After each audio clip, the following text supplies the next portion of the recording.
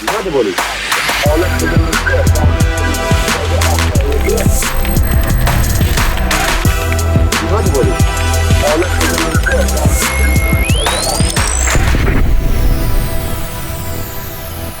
it turns out the government shutdown was all just to keep Thomas Massie from getting the votes he needed to release this next batch of the Epstein Files. And we talk all about that today on this episode of Human Reaction. Welcome to Human Reaction, everybody. I'm David Random. With me is Joe Sheehan. We're sans Kyle and Bennett this week, but about to have a good time digging into our favorite Mossad contractor? Agent? Probably not agent, but contractor, sitting in the middle. He's talking to Russian oligarchs. He's talking to Israeli spies. He's lobbying Obama to go into Syria. Oh. Yeah, let's go, guys. Let's get in. It'd be interesting. So, but first, don't forget to like, subscribe, hit that like button down below. It's right down here. Check it out. Hit it, up it, and then subscribe it. And when you got the subscription, hit that little notification bell so you know when our videos come out. And if you're on Spotify, make sure to also do the little star thing. It really helps other people find us in the algorithm. We just crossed 2,000 YouTube subscribers, and we're growing like crazy. And we need your help to keep getting the word out about all the cool Human Reaction show we're doing. That's right, and there's a lot of it, for sure. And going to be cooler stuff coming down the pipeline. As we talked about in the past show, we've got some exciting new member benefits. So if you want to support the show financially and become a member, you have some really cool stuff to look forward to. Hell yeah. All right. So start off. So the number was reached, 218 for the discharge petition. Thomas Massie, our boy, did it. He did it. Woo! Love to see it. To see it. Rokana, and of course we got this from the Democrat side, who brought all the Democrats on board, and they got Marjorie Taylor Greene here with her note here, or her ex-post about it. Next week, we will be voting to release the Epstein Files. I honestly believe it is not only the right thing to do for the victims, but it is also the right thing to do for the country. Americans deserve transparency. Remember, Democrats had 4 years under Biden to release it all, but never even tried or cared. Now, under full Republican control, there were only 4 Republicans that signed the discharge petition for the Massie resolution to release the Epstein Files. Thomas Massie, Marjorie Taylor Greene, Nancy Mace, and Lauren Boebert. Next week, when everyone is forced to go on record to vote to release the Epstein Files, I expect the number of Republicans to be a lot higher that actually vote yes. But remember the original 4. Yes. If you're scoring this vote, these are the 4 who actually get it. The Democrats, do I give them much credit? No. You guys weren't doing this a year ago. It's all political gamesmanship. They think it'll hurt Trump, and they want to release it so that he will be implicated. And the question I think a lot of people are asking is, was he implicated? Yeah, I think the mental model you should use for how to think about the Epstein Files right now is, at first, it was a campaign promise, right? It became the battle of the campaign promise. So one of the reasons why Democrats couldn't do it last year, beyond their, being Democrats and just being what they are, is the fact that Donald Trump was kind of campaigning on it. So you can't give him his campaign promise. You know what I mean? And then it got into office, a couple months went by, and it's like, nothing to see here. It's a little Democrat hoax. I don't know. That was a little Bill Cosby. Yeah, I don't know why I became Bill Cosby all of a sudden. And now it's pretty much a political gunfight where they're kind of releasing files to damage the other side. And so I want to go through what got released today. This can't be exhaustive. It's 20,000 non-searchable images. Oof. So it's going to be quite tedious to bring it all together, but it gives researchers a lot to dig into. So no small thing. This is a release from the Republican members of the Oversight Committee. And unlike the last release, well, there's really been 3 other releases, and we haven't covered the other 2 either. The other 2 releases, which we will get to towards the end, but I don't want you to forget that they're coming, is the Dropsite News has Epstein-related emails, but it's actually from a hack of Ehud Barak. He's the former Israeli prime minister and defense minister. Interesting stuff. Who had quite the little spy life in retirement. And then Epstein estate also dropped some stuff earlier this summer that also got really weird. And that one was like the birthday card and stuff like that. Gotcha. Why would the Epstein estate release files? Well, somehow the New York Times got a hold of this thing from the estate. I don't know what that means. And that was the birthday card from Trump to Epstein, which was obviously sort of more of a hit job focus, like trying to... That's what it turned into. And that's what I mean by like the gunfight, right? Right. They're kind of like bullets to be fired at the other side. And this one doesn't look good for many Democrats. One more thing before we dig into the emails I do think is important. Of that list, Thomas Massie, Marjorie Taylor Greene, Nancy Mace, Lauren Boebert. Lauren Boebert was actually brought to, like, right before the actual discharge petition became available, before they came back into session and actually could be, like, executed. She was brought to the White House. Oh. And apparently, like, cornered by the president, as reported. Now, after this being brought to the White House, she talked to the press, said, no, the president just asked me to change my vote. And I told him no, it was all very friendly. Everyone's super great in the administration. I love everybody. You don't know. That's what you would say. You know, if I was in her shoes, that's what I would say too. Yeah. So you don't know how much pressure or how negative the pressure was or anything like that, but she held firm, you know, after that. And that's no small thing. Yeah. And it's something else to watch these three women and Thomas Massie being the only Republicans to step up and say, like, no, actually, we believe the things we say and actually are going to give our constituents the things we said we would do. At least on this. You know, I'm sure they would do on more things if they could, but they have the opportunity to discharge petition. Yeah. Well, and I just think they're such a good example for the kind of representatives that Americans should be voting for. Like people that are, for all intents and purposes, just ordinary people. I mean, listening to Marjorie Taylor Greene on Tucker and learning a little bit more about her, she was just like a pretty normal person. Decided to run, for office because she saw all the troubled things going on in government. Got elected, so like it can happen. You don't have to be anybody special. You too could also be Marjorie Taylor Greene. This is something we should all aspire to. Hey man, she's got brass balls, that lady. I love it. She's kicking ass. So, all right, new releases today, 20,000 pages. Republican House Oversight Committee, first one up. And I'm not going to show a lot of images for these just because it actually detracts more than I think it adds, right? Because you got like the to and the from and all that kind of stuff. And if we got questions, we can dive into it and I'll look it up. All right, so first one, quote, I want you to realize that dog that hasn't barked is Trump. Victim number 1 spent hours at my house with him. He has never once been mentioned. Okay, when they say he has never once been mentioned, are they talking about Trump? Yeah. That the dog hasn't barked. Now, the dog hasn't barked is a Sherlock Holmes reference. Like, it's a clue. It's from a Sherlock Holmes novel where the dog doesn't bark, so that kind of gives you a clue that something that was claimed didn't actually happen. You know, interesting. Therefore, there wasn't an intruder in that case of the Sherlock Holmes story. Sure. For this one, victim number 1 actually turns out to be Virginia Giuffre. Giuffre. She is one of the most famous and the one that released the book and things like that.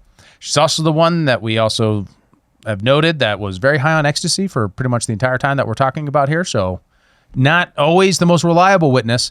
But this is an interesting email because it references Virginia Giuffre as spending many hours with him at his house, at Epstein's house, when spending many hours with Trump at Epstein's house. Yes. Okay. While she was actually from Mar-a-Lago, like she was like a masseuse at Mar-a-Lago that met Epstein, and then he like took her, right, and then like was in his orbit at that point. So now this is not also a reliable witness either, because Epstein at this point of all these emails, he's like kind of got to visualize it like he's like just trying to get in the loops of things, like he's jamming, right? He's like trying to find angles to get into the scenes that he wants to be in after his, accuser was accused, but before he went to jail, before he was arrested.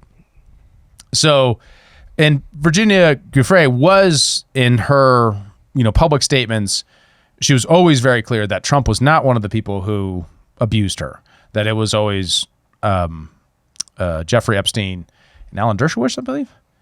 Was she the Alan Dershowitz one, or was that think another so. gal? I think so, yeah. And then she also claimed, and I'll say this so Alan Dershowitz doesn't sue us. She also said that she later on, after he sued her, said that actually she didn't remember that right or something like that. It never happened. Yeah. So interesting interesting one, but this is one of the ones they're going to point to say that's a major deal. But I actually think that's not going to hold any weight because of exactly who that victim is, because we now know. Yeah. All right. So Epstein in these emails repeatedly trash talks Trump. He calls him, quote, dangerous and, quote, not one decent cell in his body in 2018 emails. So this is after he becomes president. What's interesting about those is, he's positioning himself as like someone who can stop Trump. Like he's like trying to get media figures to get salacious details during the Trump rise to presidency and then as president. So like he's marketing himself as an access to like salacious material for the elite on the Clinton side and on the Trump side. For the Trump side, he's like, like he's emailing people saying, hey, I got pictures of Trump with girls in bikini in my kitchen, shit like that, right? And like to a guy at the New York Times, he's also doing like rage emails to the opposition lawyer to a sex trafficking lawsuit, Bradley Edwards, to trash talk Trump, repeatedly calling him these words, right? Dangerous, not a good cell in his body. And then and another one, he says that Epstein believed that Hillary was having an affair in the 90s. Hillary Clinton. Quote, Hillary was banging Vince Foster back in the day. Everyone knew it, and that's why he offed himself. Too much guilt or something. Wild times. Too much guilt or something. Hold on. Arkansas. You just can't say that anybody in the Clinton orbit killed themselves and have anyone believe it anymore. It just doesn't pencil. And that's so that guy is talking about, he's a former long-term colleague at Rose Law Firm in Arkansas. So he was working with Hillary before the governorship and then going off to be president. He later served as the White House deputy chief counsel under Bill Clinton. So the indication there is that the relationship, stayed for a little while later. And then he then died by suicide and a gunshot at Virginia Park on July 20th, 1993. Yeah. So relatively early in the administration. Amid Whitewater scrutiny, a real estate deal involving the Clintons. So there was like some kind of scandal that he might have been tied to right when he died. Yeah, see that just doesn't scream suicide to me. Well, and so one of the things here is it isn't clear whether or not he had exclusive information, because that's who you would think Jeffrey Epstein was. Like he's got pictures of Bill Clinton in his mansion, we now know, and has been seen with them. And we now, after presidency, Bill Clinton was going to the Lolita Express quite a few times. But even at this time in the 1990s, there were tabloids about this potential affair, and even a book called The Clinton Chronicles in 1994 alleging that Hillary and Foster are lovers. There's never been actual material evidence like the smoking gun sort of thing, but it was stipulated. So it's important to kind of like to see Epstein at this time that he's doing this is he's like trying to like say, I have access to the dirt of the high celebrity world. I'll do you a favor, you do me a favor, that sort of thing. Mm-hmm. Yeah. Sounds like his job, like his whole racket, his whole shtick. Yeah. So Larry Summers, Clinton's Treasury Secretary and Obama's economic advisor, they have emails from 2016 all the way to 2019 that show Summers venting personal drama to Epstein after his conviction. So like your buddy goes and gets convicted but hasn't been arrested yet, and you're like emailing his your personal problems to this guy.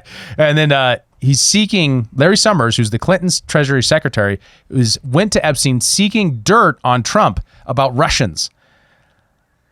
Interesting. Yeah, and warning Epstein off Trump's dealings. Epstein offers UN intros and fundraising trips to this guy in the emails. Interesting. Yeah. So, yeah. So, like, not looking good for Trump, for Clinton world. Like, it's, Well, and Obama world. And this is super late, too. Like, 2019 is real late. Like, that's right at the end. Well, and this is all in the context. I mean, all these files are coming out in the context of Tulsi Gabbard, and the revelations that she's coming out with, really putting the heat on the Obama administration for, ginning up the whole Russia hoax and trying to overthrow the president, essentially. So, yeah. So, and to remind everybody, that was a particular meeting that was had before Obama left office, where they were like, "We got to leave behind. We need a bronze sword," which is like an old story about like you leave behind the bronze sword to protect your flank as you retreat. to like stave them off.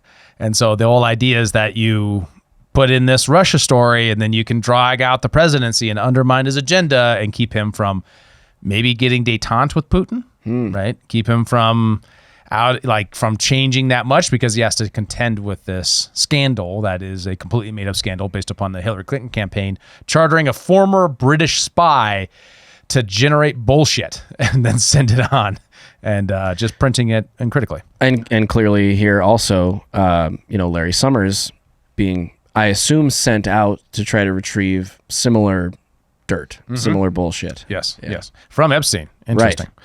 Of all people. Yeah, and we don't know what Epstein gave him. All we have is just the emails back and forth on this. So, staff kept Epstein informed of Trump's air travel. So there's a bunch of like staff emailing, like Trump is here, Trump is there. And Epstein kept up with the news about Trump after he was moved into politics. This is circa 2017. Yeah. So like, there's obviously like a very clear, like he was tracking what Trump is going to say, what he's going to do, where he's going to be. Obviously looking at like, oh, is this guy going to go after me? Or is it like, this can be covered many different ways. People are going to definitely spin all of these in different ways, but you can't get any of that out of there. All we really know is that staff were instructed by Epstein to tell him where Trump was. Interesting. Anytime he moved. Yeah. You could look at that a couple ways, right? Obviously, like you said, is Trump going to go after Epstein? Is he concerned, trying to keep tabs on him for personal reasons? Or is it more like his employer wants tabs to be kept, and so he's doing the keeping? Mm-hmm. Yeah, so at least one story that I thought was interesting, kind of related to that, was Tom Barak, right? So one of the emails to Tom Barak is like, hey... Who's Tom Barak? Tom Barak is a billionaire private equity and real estate mogul. He was close to Trump and then became an ambassador to Turkey under Trump 1. Okay. So he's running, and he's, between private equity especially, right? So he's running in a very similar circle to Jeffrey Epstein. Tom Barak's also from New York. So like all these people kind of know each other. They're all part of the same clique. Yeah. And Jeffrey Epstein's like, hey, I know you're in Europe. Let me let you know if I can connect you to people, to Tom Barak, right? Trying to be helpful, be a connector, be a that sort of. And then he has this really creepy one that's like, send photo of you and child. Make me smile. What the fuck? Oh my God. Oh my God, ew, David. I haven't even done it. Oh my God, ew, David. That's right. Yeah. Yeah, crazy stuff. So like, we don't know what that means. He could like if we didn't know everything we knew about Jeffrey Epstein, maybe this guy didn't, right? But Okay, hold on. All right, maybe I'm being too generous. That's very generous. I'm Montanan. I try to be generous and like assume the best in people, but it's hard to do that with Jeffrey. Yeah, I was going to say, of all people, to assume the best of. So like, is it grandfatherly? Like he's trying to appeal to this guy who does have kids, like, hey, send me a picture of your kids. How's it going? That sort of thing. Or is it like, ugh. I mean, knowing what we know now, you can't see that without some color. Fair enough. Yeah. And then the last one of the most recent one, and this is still there, is that Steve Bannon, Epstein was actively courting Steve Bannon for influence and networking. So this is post Epstein's 2008 conviction, but pre-arrest. This is 2018 to 2019. So the emails don't show Bannon responding much. He's kind of like, kind of brief, terse, like, yeah, going okay, And that was another one. He emailed Bannon like, hey, you want contacts in Europe, that sort of thing. So it's like it's a pretty common theme, is like he's like reaching out to these people that he had prior to going into government emails for, trying to get into the circles of power. But very clearly, I mean, it's hard to read Steve Bannon's emails and even Tom Barak's or any of these things and really get the impression that they were being taken in by Epstein or something like that, or like had a close relationship with him at this juncture. Maybe they did before. I know Steve Bannon was working in like a Jeffrey Epstein documentary at one point, right? But it never like released. I don't know. He needs to be asked questions of. He really deserves the public a lot more information about this era. Yes, I would agree. I would agree for sure. Yeah, so obviously this is well after the documentary was being made and when he was actually in government. But yeah, there it is.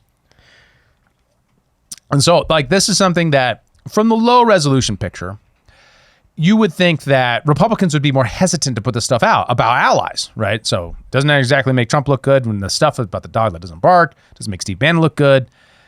But also, like, everyone knows that these are just emails and there's no, like, nothing that really incriminating. So why not just release the files? Right. Like, why do we got to do it this way? This, like, gunfighting way? Like, well, to be honest, I mean, like, all of the hoax narrative that Trump was putting out about the Epstein Files, you know, being this Democrat ploy to undermine him or whatever, it just makes him look more guilty and more suspicious. Yeah. You know, especially if this is all that it is. Yeah.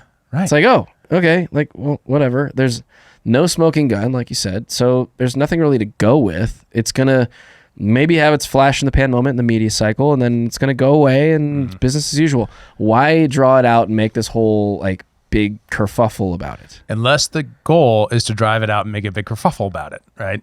I don't, but that, to like, distract from something else? But it undermines his own people's, like, energy for him. Like, and I just don't know if they believe in that anymore. If they're like, oh, we'll lose it, but we'll bring it back. But in the meantime, we can use this as a way to, like, draw out the Democrats and attack them with using it. I don't know.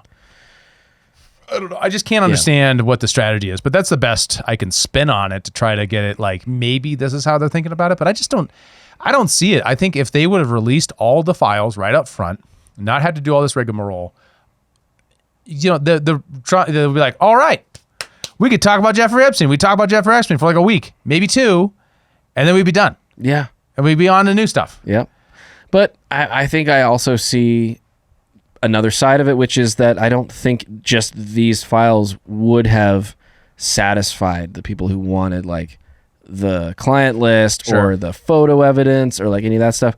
If it had just come out in the regular order of business, it would have been like, cool, that's great, but that's not enough. We want more. Yeah. And if the momentum stayed up about it, then, you know, it demands that they release more. But if they make it this issue and the government shuts down and we kind of forget about it, but then, you know, they come back and, okay, they get the discharge petition and now here come the files. You're going to get the files. Yeah. You get the files, then it's like, well, that's not what we wanted. It's sort of like the fire is gone from that a little bit. Mm-hmm. But this isn't all the files still. Like, this is just the House Oversight Committee releasing more, right?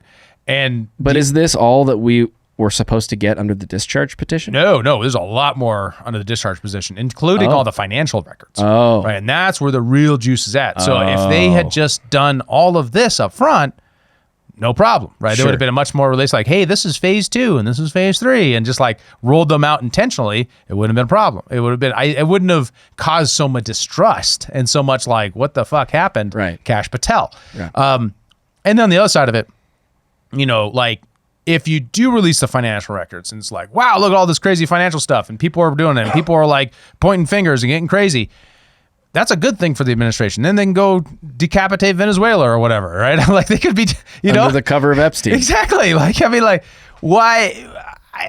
I don't get why they aren't controlling it. Like, why wouldn't they just get on top of it and then control the release?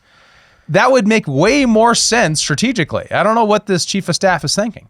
Well, you know, with this sort of thing, or Susie the DOJ Wiles, or whatever. Susie Wiles is, you know, very pro-Israel, close with Netanyahu. I believe worked for Netanyahu. Am I mistaken on that? Or had some position within, you know, Israeli government, I think. Don't quote me on that. I could be totally wrong. But perhaps there is stuff in here that does implicate Israel in a more meaningful way, particularly within the financial records. I could see that where that would really start to tie things together if Epstein was working for Mossad or something similar.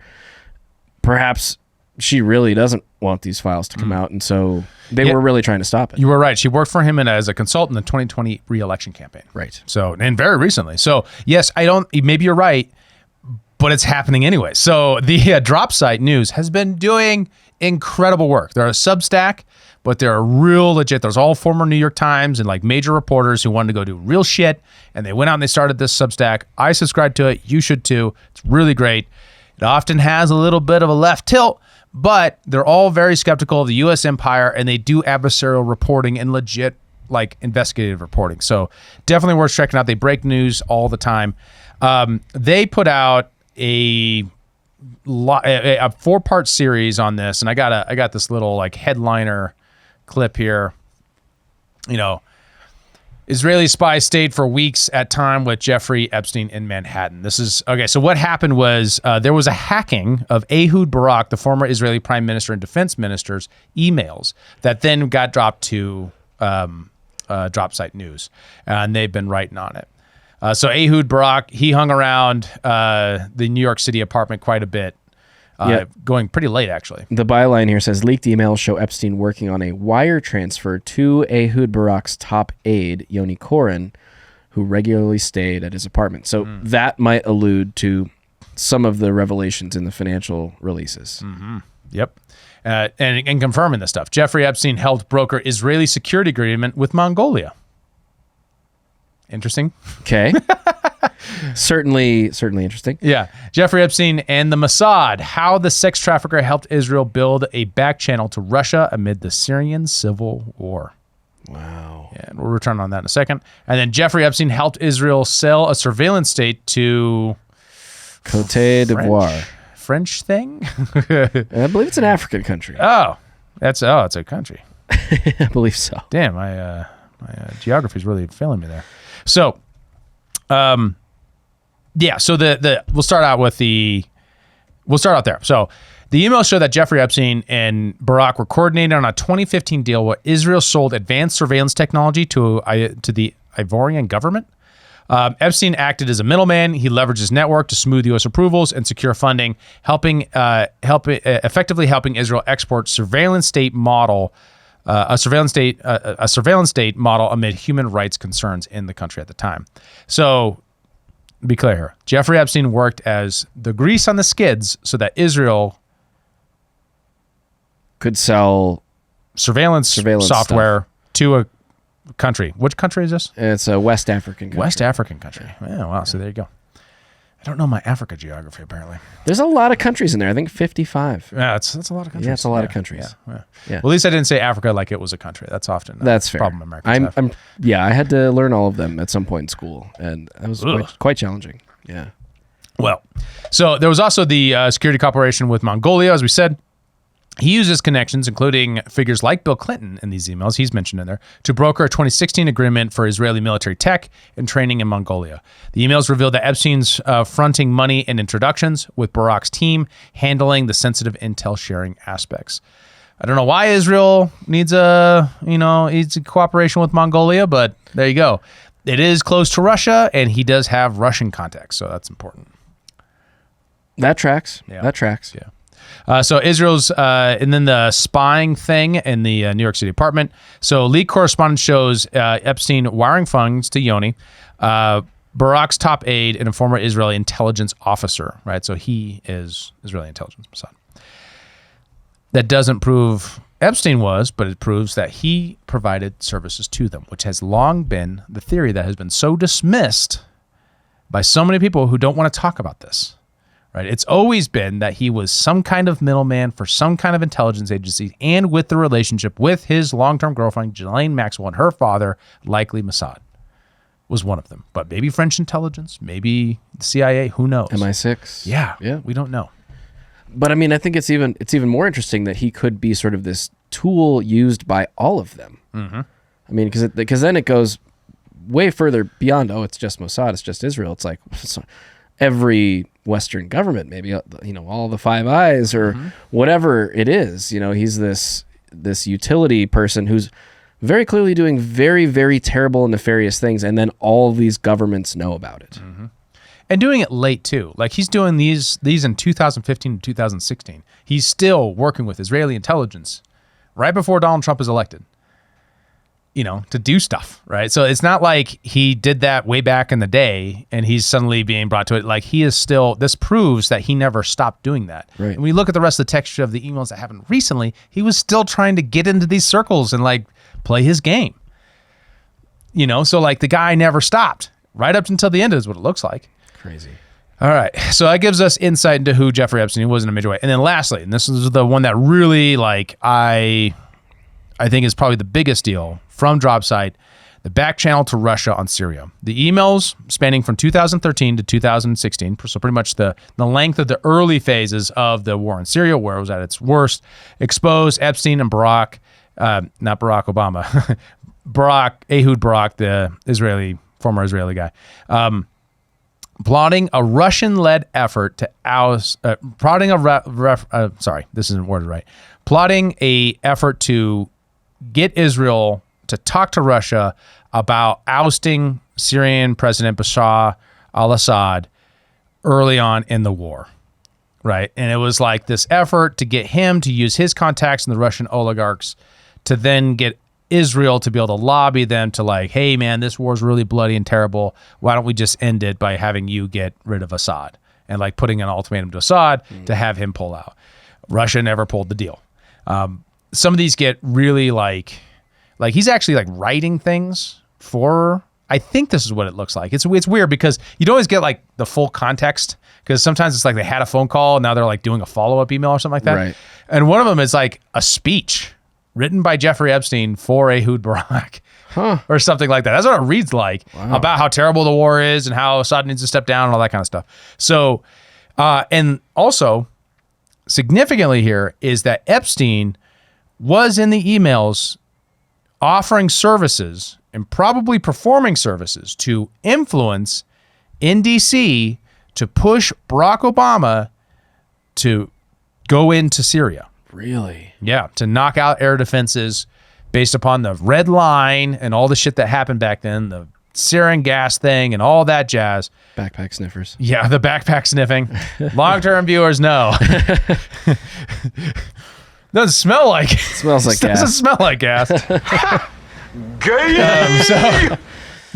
So this, outreaching to Vladimir Putin is interesting, especially when you put in the context of the other emails that we got more recently about like, hey, I got dirt from Russian oligarchs and that kind of role. So to what degree he was wrapped into the actual, there's like a thread there. It doesn't connect, but it's like, it's reaching out to try to touch it to the Russiagate scandal and what Epstein, if he was more intimately involved than maybe we realized, or the Steele dossier maybe wasn't the centerpiece, maybe Epstein had a bigger role. Second to that his influence in DC persisted through the Obama administration, and probably because you had near Clinton people when she was Secretary of State that he was close to. He was close to the Clintons, right?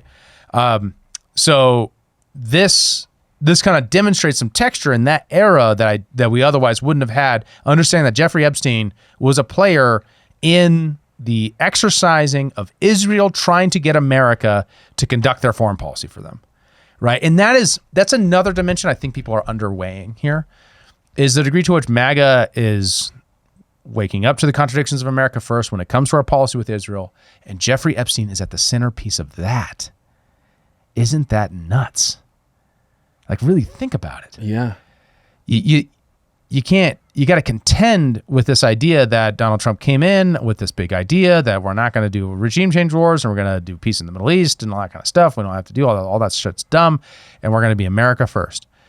And you have this elite pedophile guy close to the Clintons, his archenemy, Hillary Clinton, and this guy was at the centerpiece of the worst thing that Barack Obama did, right? Which was encourage.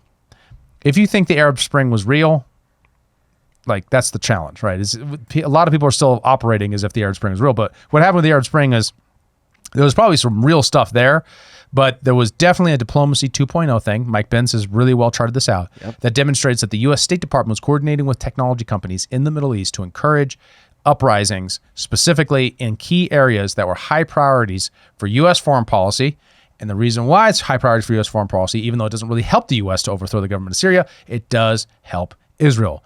And Jeffrey Epstein isn't the center of Diplomacy 2.0, but he is in the center of the lobby group for outreach to elites in the DC area to persuade Barack Obama to go into Syria. Now, he never did, but he got real close. In fact, his own people lost their damn minds when he started floating the idea, which was probably one of the best things the progressives ever did.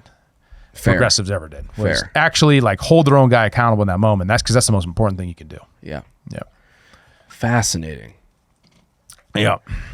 So how do you think the Trump administration is feeling in light of these files seeing the light of day? At least what we know from these leaks or these releases so far. Yeah. How are they thinking about it? I don't know. There was a bunch of reports about like an emergency meeting about it, I don't see any. I mean, there's still a lot of files to go through. Don't know what's going to be in them. I don't think that the Republican Oversight Committee put out anything that the Trump administration wasn't largely okay with, and it probably was timed with their benefit. Maybe to take the wind out of the sails of the discharge position. I don't know. It is interestingly timed right on top of each other. Yeah. But there's real, I can't, like you said earlier, I can't imagine that it was done just because they're just too risk averse. You know what I mean? That just doesn't sound right. There's got to be something there that they're trying to protect. Now, it does look bad for some of the guys that are near Trump, but once again, there's nothing here that really like anchor in on that. I mean, the media will spin it, right? MSNBC is going to make this all a big deal, but I haven't seen the evidence in any of that yet. So, I don't know. It's cowardice maybe, is ultimately the motive. It's just like, I just don't want any negative press. But that doesn't sound like Trump either, right? That doesn't feel like that guy. He's the guy who's like telling the news media, no, you're fake news. Screw you guys. Yeah. Just keep up that energy, bro. Well, I mean, he's that guy, except, I feel like the one thing in here that could be interpreted as damaging by the Trump administration is some of those things you mentioned, the ties that Epstein had to influencing American foreign policy in favor of Israel. Mm-hmm. I mean, this administration is certainly very pro-Israel when it comes to foreign policy. Get this. It gets worse, and I forgot to mention this. Jeffrey Epstein was lobbying the Obama administration to not do the nuclear deal and to do a direct confrontation with Iran. Really? Yeah. Well, Isn't that wild? Okay, nothing more in the world. This sounds like he was 100% working for Israel. Right? Like if you have all the, what's tricky about this, Joe, is it requires so much knowledge about shit that people shouldn't care about because it's happening at other places, right? In the Middle East, a bunch of elite muckety mucks doing all kinds of crazy shit. Yeah. And so like you look at all the pieces and they start coming together. It's like, why are we doing this thing with Israel and Iran? It don't make any sense. There's no foreign policy reason for it that is directly tied to American security. Right. And then you look at this, you're like, oh, wait a minute. Jeffrey Epstein's at the centerpiece for Syria and Iran and just happens to have exactly the same foreign policy as Ben Shapiro and these things. Why? Well, I don't know, Dave. I don't know either. I mean, and it does seem like Epstein was a amoral, player who would work against and for anybody. You know what I mean? I don't suspect that he was ideological. Did he ever work against Israel? I don't know. I don't have any evidence of that. But he definitely wasn't like partisan. He definitely was like reaching out and trying to get into these right-wing circles too. Right? Oh, for sure. And so like I'm not I don't know what his architecture of belief was. We don't have any of that kind of resolution of belief of detail. But, this leads credence to the whole idea that he might have been working for Israel. Israel. A Jew. Are you doing a McConnell there? Or a Lindsey Graham? Israel? Just can't stand the way he says Israel. Candace Owens kind of does it too. That bothers me. Oh, really? Yeah. Oh, well. She says Israel. Really? Yeah. Moist. All kinds of words you follow. I don't even know. That one doesn't faze me. MAGA. I don't know. Yeah. So, all right. This does give us certain insights I do think is important to know. One of the women mentioned too. One more, actually. It wasn't exactly understood. Okay, so it was accused, but there was no smoking gun. But this definitely leads to the credence to the idea that ultimately our strategy throughout the Middle East in the Arab Spring was to disrupt countries on behalf of Israel.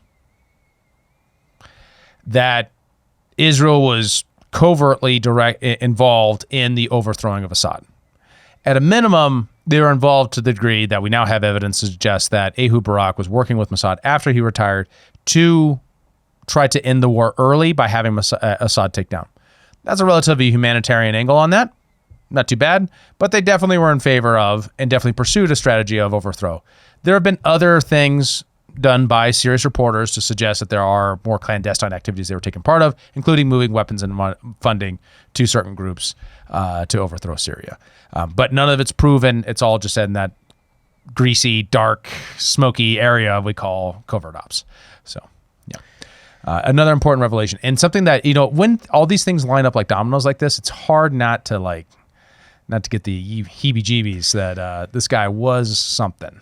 He was definitely working spy work. Yeah. Well, and it just definitely doesn't take the wind out of the sails of, a guy like Nick Fuentes. No, it doesn't. It just doesn't. It And wouldn't be an episode of this podcast if we didn't mention Nick Fuentes. So thank you for bringing that up. Thank you. I mean, look, yeah, We're a Groiper podcast now, everybody.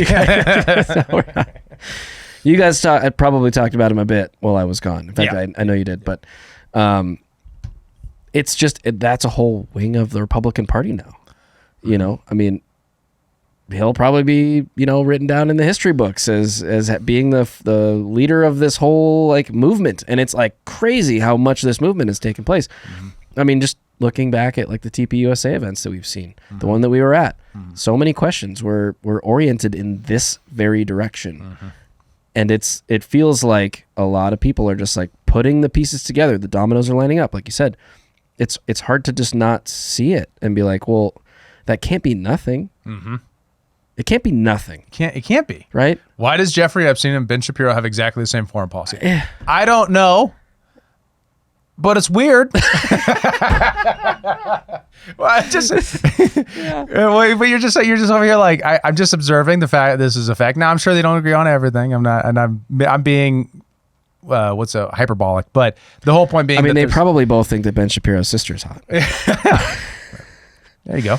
That might be inside baseball. Probably not. Everybody knows Ben Shapiro thinks his sister's hot. But my point being that, and Jeffrey Epstein did like the ladies.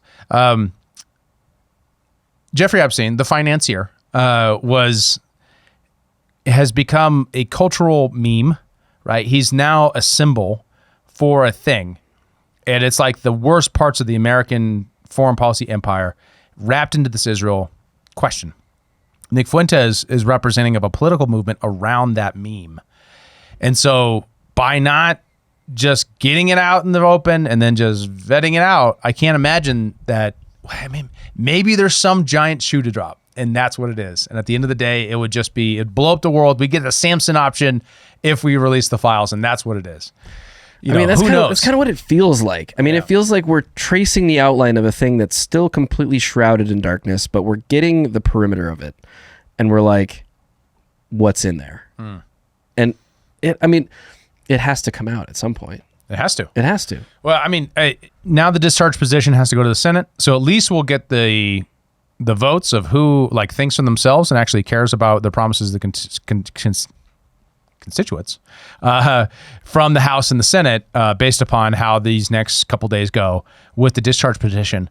But we don't have, I mean, and that's an important thing for the electoral future of America. I absolutely think that. And that's the important part of that. This gunfight phenomena probably continues to play out where they're using it to snipe at each other. If it fails, and it probably will. At the end of the day, they just don't have the votes. At least it'll fail in the Senate. And in order for it to be attempted again, does it have to go back through the House? They have to pass it again? Yeah, the only place to originate a discharge position is the House, I'm pretty sure. Yeah. So it will fail in the Senate. You're confident in that?